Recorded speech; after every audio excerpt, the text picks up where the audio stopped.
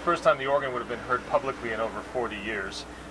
Most people aren't aware of the history of this instrument. It is in fact the largest musical instrument ever built by man. It's the largest and most powerful instrument on the planet, and it hasn't operated for a very long time.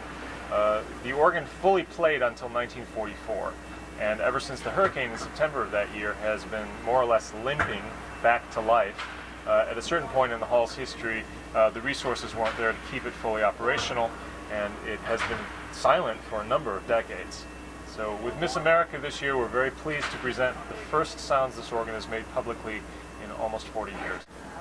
But the great thing about this console is it's so well preserved. It reminds me of being in a vintage car, because all of the interior is lacquered and smells the way that an old car would smell.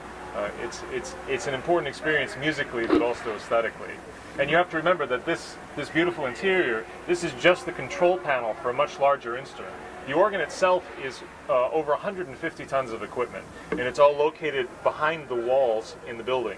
So when you come into the building, you don't see the 150 tons of equipment, you just see the grillwork that the organ speaks out of. We're standing in one section of the organ here called the Great Division.